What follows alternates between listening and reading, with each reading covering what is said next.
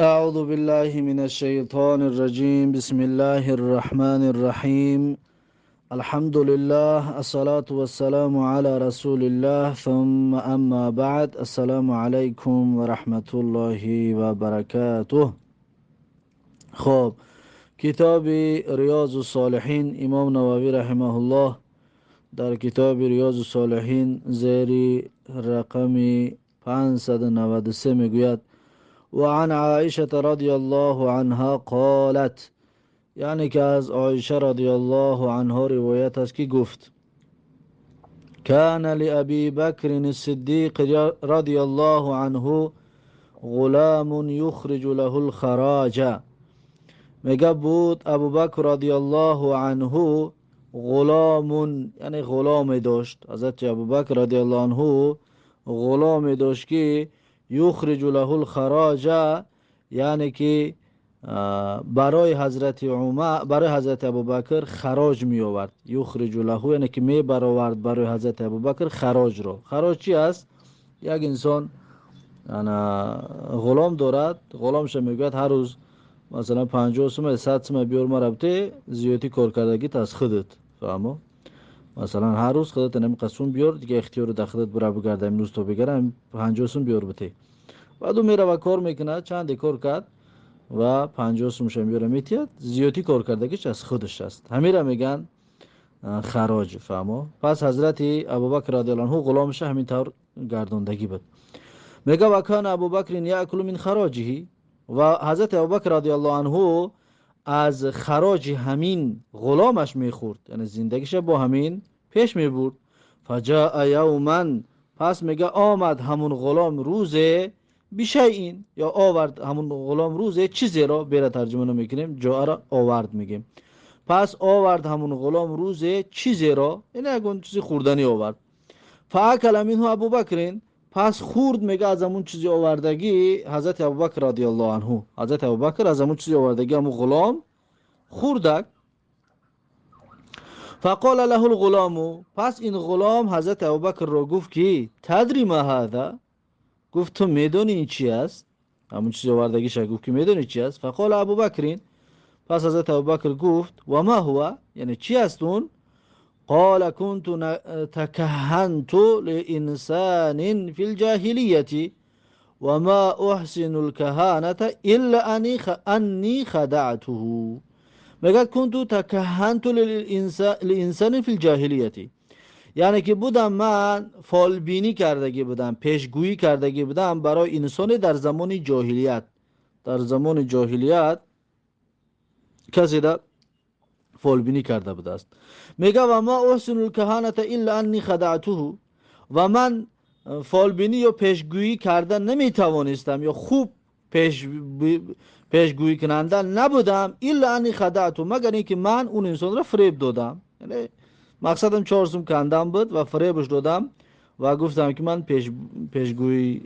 پیشگوینده هستم و این را در بالای اون جاری کردم.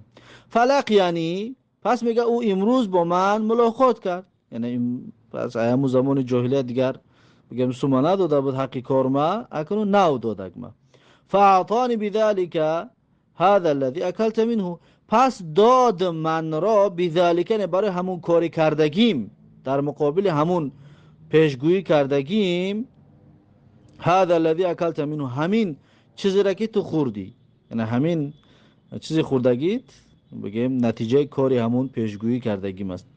میگه که فادخل ابوبکر یده فقاع كل شیء فی بطنه، پس میگه در آورد حضرت ابوبکر رضی الله عنه دستانش را، فقاع یعنی دستانش را بگیم انگشتانش را در حلقش در آورد و فقاع كل شیء فی بطنه، پس قی کرد، یعنی پرتافت هر آن چیزی که در بطنش بود، یعنی هر چیزی که در معدهش بود خوردگیش قفا گردوندک. به خاطر اونه که این سوم گرفتگی، یعنی این سوم به طریق حرام اومدگی که بود، برای همین خاطر حضرت ابوبکر میگه این کار کرد. خب این بود حدیث 593 میگه رواه البخاری، و این حدیث را امام بخاری روایت کردگی است. خب بعدش خراج میگه که شیء یجعله السید علی عبده یؤدیه کل یوم و باقی کسبی یکون للعبد. همون گپی گفتگیمون که یعنی صاحب غلام برای غلام یک سومی معین یا یک چیزی معین قرار میتید، میگه هر روز نمی قدر میاری مرا میتی باقی مونده شای خودت، همین رو میگن خراج. خب بعد از این حدیث 594 و عن نافع ان عمر بن الخطاب رضی الله عنه، میگه از نافع از نافع روایت است، هر عمر بن خطاب رضی الله عنه كان فرض للمهاجرين الأولين 4000 بود. میگه حضرت عمر ماهانه قرار دادگی بود، یعنی آیلوک تعیین کردگی بود. فرضه یعنی که لازم کردگی، مقصدش یعنی که آیلوک یا که ماهانه تعیین کردگی بود. للمهاجرین الاولین، برای مهاجران اولی که اومدگی بودن 4000 4000 سومی اونها دا آیلوک میداد حضرت عمر، یعنی از بیت المال براشون میداد. و فرض لابنه 3500 و میگه آیلوک میداد پسر خودش را 3500، دیگر را 400 میداد، 4000 میداد و پسر خودش 3500، یعنی 500 سم کم میداد. نباشه یه هم پسرش هم مهاجرین اولین بود لیکن کمش میداد. فقیل له، پس میگه حضرت عمر گفتن که هو من المهاجرین، یعنی که پسرت هم از مهاجرین است و که اول اومدگی است. فلما نقصته، پس چرا را کم میتی، از سومش ای ماهانش کم میکنی. فقال، پس حضرت عمر گفت انما هاجر به ابوه، یعنی هر آینه به هجرت آورده از، گفت این رو پدرش، یعنی پسر من، یعنی قطعی من اومدگی است، یعنی که من گرفته آوردگی هستم شه. یقول لیس هو کمن هاجر بنفسه، حضرت عمر میگفت که او به مثل کسانی که خودشون هجرت کردگی هستن به مثل اونها نیست، یعنی من آوردگی هستم، قطعی من بگیم قطعی پدرش اومدک، اما اون دیگرها خودشون هجرت کردن، برای خاطر اونها را بسیارتر و پسر خودش کمتر میداد. ماشاءالله تقوا را بی امروز اگر درآمد شود و زیادترین اولک برای فرزند خود انسان نوشته می شود. خب رواه البخاری، این حدیث را امام بخاری رحمه الله روایت کردگی است. بعد از این اثر رو بگیم ده، حدیث نه اثر، یا حدیث می شود مقصد اثر سخن حضرت عمر. بعد از این حدیث 595 وعن عطية بن عروة السعدي الصحابي رضي الله عنه قال، یعنی که از عطیه ابن عروه سعدی صحابی رضی الله عنه روایت است که گفت قال رسول الله صلی الله علیه و سلم، مگر رسول الله صلی الله علیه و سلم گفت که لا یبلغ العبد ان یکون من المتقین، یعنی نمیرسد بنده این که باشد از جمله پرهیزگاران، یعنی که به درجه پرهیزگاری نمیرسد بنده حتی یدع ما لا بأس به، تا اینکه ترک کند آن چیزهایی را که روا است، یعنی اشکال ندارد، اشکال در اون چیزها نیست، لا بأس به است، یعنی مسئله مباح را حتی که اگر باشد اونها را هم ترک نمو که بگیم با یکون شبه ها این چیزها را در دل میارد. حذرا لما به بأس، یعنی از روی ترسی که در اون یکون ناروایگی نباشد، فهمو؟ از روی ترسی که در اون ناروایگی نباشد گفته بعضی مسئله را ترک کردن میگه این انسان را به درجه پرهیزگاری میرساند. همون حدیثی دع ما یریبک الی ما لا یریبک، این گمون است، بگیم تقریبا همون مضمون قطعی است، یعنی چیزی که شبهناک است، چیزی که شک است، چیزی که دلت بگیم در دلت یقین نیست اون را ترک. چرا؟ حذر لما به بأس، یعنی شاید تر همین چیز میبره به یک کار میرساند که اون ناروا است یا اون حرام است یا اون ناجایز است، برای خاطر این کار را ترک. خب یا که این حدیث به مثل حدیث دیگری است که فمن اتقى الشبهات، حدیثی که خوانده فمن اتقى الشبهات تقریبا همون مضمون قطعی است. از چیزهای شبهناک دوری بجوید. لا بأس بهی یعنی چیزهایی که در اون یگان شبه و یگان چیزی هست. خب این باب با آخر رسید. باب نو شروع می شود، میگوید که باب استحباب العزلة عند فساد الناس و الزمانی.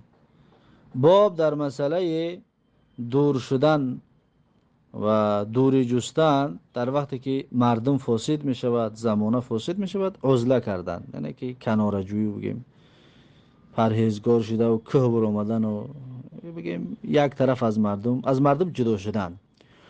او الخوف من فتنه فی الدین، یا خوفی که داشته باشیم از فتنه که در دینمون می آید، در همین صورت هم عزله بکنیم. و وقوع فی حرام، یا ترس داشته باشیم که در حرام می افتیم. و شبهات، یا ترس داشته باشیم که در شبه ها می افتیم.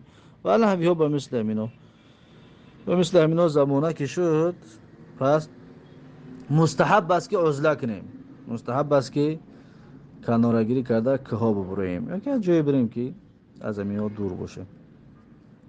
خب اکنون در همین موضوع امام نووی رحمه الله چندین دلایل برامون تقدیم میکند. اول آیت میارد، یک آیت میگه قال الله تعالی، الله سبحانه و تعالی گفت که ففروا الی الله، یعنی که شما همه به سوی الله فرار کنید، همه به سوی الله بروید. اینی لکم منه نذیر مبین، هر آینه من شما را از جانب الله تبارک و تعالی نذیر مبین هستم، یعنی که هشدار دهنده آشکارا هستم. اینی لکم منه، یعنی که لکم از برای شما، منه یعنی از جانب الله تبارک و تعالی تعیین شدگی هستم به وظیفه چی؟ نذیر مبین، یعنی هشدار دهنده، پند دهنده آشکار، نصیحت کننده آشکار که شما را من نصیحت میکنم. خب سوره ذاریات. خب باز حدیث ها را میورد. حدیث 596 و عن سعد ابن ابی وقاص رضی الله عنه قال، یعنی از سعد ابن ابی وقاص رضی الله عنه روایت است که گفت سمعت رسول الله صلی الله علیه و سلم یقول، میگه شنیدم رسول الله صلی الله علیه و سلم را که میگفت ان الله يحب العبد التقي الغني الخفي، یعنی که الله تبارک و تعالی، هر این الله سبحانه و تعالی دوست می‌دارد بنده تقی را، بنده که پرهیزگار و با تقوا است، الله دوستش می‌دارد. الغنیه، بنده که غنی است، یعنی که بی نیاز است، خودش را محتاج نشان نمی‌دهد یا بی نیاز است. الخفیه، بنده که خفی است، یعنی که پنهان است، ناشناخته است. فهمو؟ همین خفی همون کسی که مثلا میبراید یکن در وقت فتنه و زمانای فساد ده که ها ده میبراید که دیگر خفی میشه، یعنی که پنهان میشود و مردم دیگر نمیشناسنش. فهمو؟ همین طور انسان را میگه الله سبحانه و تعالی دوست میدارد. رواه مسلمون و امام مسلم این را روایت کرده. و میگه والمراد بالغنی، در حدیث که غنی یعنی غنی ثروتمند و بای نیو، بلکه غنی و نفس، یعنی که بینیازی. اگر غنی به دو معنی می شود، غنی ثروتمندی یا غنی به معنای بینیازی. اینجا در غنی برای بینیازی است. خب بعد از این حدیث 597 و عن ابی سعید الخدری رضی الله عنه قال، یعنی از ابو سعید خدری رضی الله عنه روایت است که گفت قال رجل، میگه گفت مردی ای الناس افضل یا رسول الله، میگه گفت که رسول الله کدام انسان افضلتر و خوبتر است ای رسول الله؟ قال، میگه پیغمبر گفت که مؤمنون، مؤمنه که مجاهدون بنفسه، یعنی جهاد کننده باشد خود همون مؤمن، و ماله فی سبیل الله، مجاهد باشد همون مؤمن، جهاد کننده باشد بنفس، یعنی به نفس خودش، و ماله با مالش جهاد بکند فی سبیل الله، در راه الله. مؤمن جهاد کننده با نفس و با مال، این افضل ترین انسان است. قال، با میگه گفت که ثم من، ابی سعید خدری باز پرسان شد که، یا که همون مرد باز پرسان شد که ثم من، یعنی باز کی است؟ انسان خوب افضل. قال ثم رجل معتزل في شعب من الشعاب یعبد ربه. پس میگه گفت که مردی که معتزل است، عزله کردگی است، یعنی که ترک بگیم من مرا رها کرده، جای تنهایی رفتگی است. فی شعب من الشعاب، یعنی در دره از دره ها، در کوهی از کوه ها، یعبد ربه، همونجا میره و تنها خودش پروردگارش عبادت میکند. این همچنین یعنی که افضل ترین انسان است. و فی روایتین، در یک روایت دیگر آمدگی است که یتقی الله، یعنی همین انسانی که عزله کردگی است در دره از دره ها و در همون جا از الله می ترسد. یتقی الله یعنی که ترس الله در دلش هست، در همون دره ها و در همون کوه ها. و یدع الناس من شره، یعنی که و گذاشتگی از مردم رو از بدیش. فهمو؟ از بدیش یعنی مردم در بدی این انسان نمیرسد. این انسان افضل ترین انسان است. حدیث متفق علیه.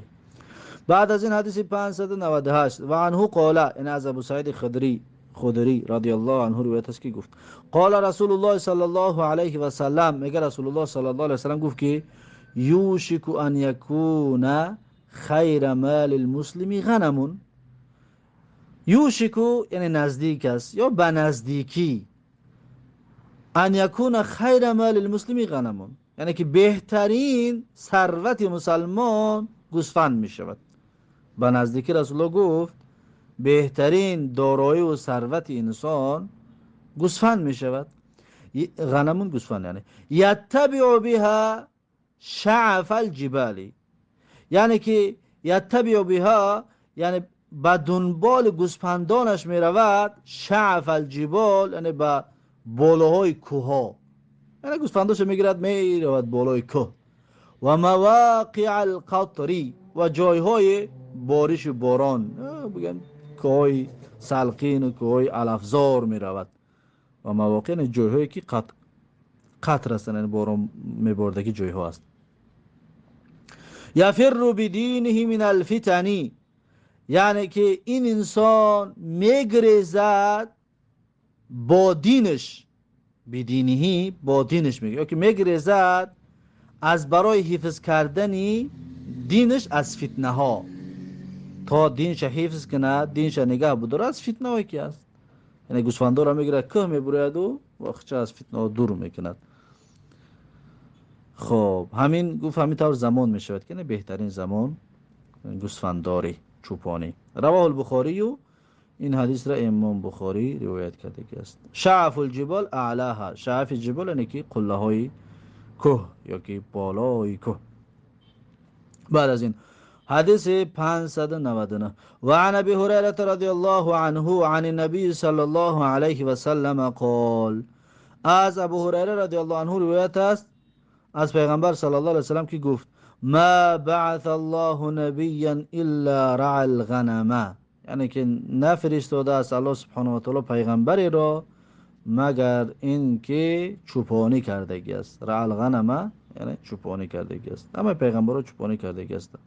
فقال اصحابه، پس یاران پیغمبر گفتند، دوستان پیغمبر، همنشینان پیغمبر گفتند که و انت، و تو همچنین ای پیغمبر، یعنی تو هم ای پیغمبر چوپانی کردگی هستی؟ قال نعم، پیغمبر گفت که بله، كنت ارعاها على قراریط لاهل مکه، پیغمبر گفت که بودم من ارعاها یعنی چوپانی میکردم على قراریط، یعنی در برابر چند قرات، یعنی در برابر مزدی کمی لاهل مکه، یعنی برای اهل مکه. اهل مکه را مولاش می بردن، میگه در مقابل چند پیسه ناچیزه، دست مزدی ناچیزه چوپانی میکردم. پیغمبر این سخن رو گفت. رواه البخاری، و این حدیث را امام بخاری روایت کرده است.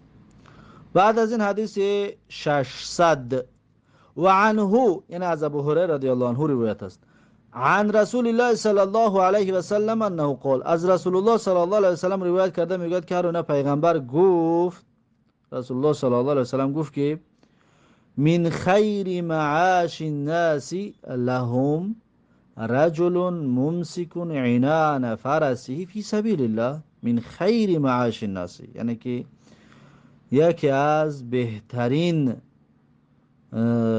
نمونه ها یا که یکی از بهترین روش معاش، یعنی روش زندگی که زندگی مردم لهم، یعنی از بین اونها هم بهتر زندگی را کی دارد؟ رجل ممسکون عنان فرسی، مردی که میگیرد لجام اسبش را. رجلون مردی که ممسک است، یعنی میگیرد میقپد عنان فرس، یعنی که لجام اسبش را. فی سبیل الله، در راه الله. در راه الله یعنی در خدمت است، لجام اسب سوار می شود و در خدمت راه الله است. یطیر علی متنه، یطیر علی متنه یعنی که یسرعو علامت، یعنی در پشت اون، در پشت اون اسبش یطیر میکند، یعنی که جولان میکند، سیر و گشت میکند. یطیر یعنی که زود سیر و گشت میکند بالای اون اسبی سوار شده است. کلما سمع هیئتا او فزعتا، هر زمانی که شنید هیئت و فزعه، هیئت و فزعه هر دوش آوازی برای جنگ، یعنی که نشانه ای که جنگ شروع شد، دشمن نزدیک شده ایستاده است، همین هیئت و فزعه میگن. هر چیز است، هر زمانی که انا همین چیز شنید، یعنی که بانگ خطر را که شنید، طار علیه، طار علیه یعنی زود سوار می شود بر بالای اسبش. یبتغی القتل، یعنی که طلب میکند کشتن را، یعنی سوار میشه اسب باید برای دشمن بکشه. یبتغی القتل یعنی که طلب میکند قتل، که برای کشتن دشمن هجوم میکند. او الموت، یا طلب میکند موت را، شهادت را، مردن را، یا که میکشد یا کشته میشود، یا دشمن میکشد و خود شهید میشود. مضانه یعنی که بجای گمانش، طار علیه یعنی که زود سوار میشود بر بالای شترش و طلب میکند قتل و کشتن دشمن را یا شهید شدن را. مضانه یعنی بجایی که گمان دارد که در همون طرف دشمن است، انا همون طرف هجوم میکند. این یکی مودم بود که بالای اسبش لجام در دستش در خدمت راه الله است. دویم کی است؟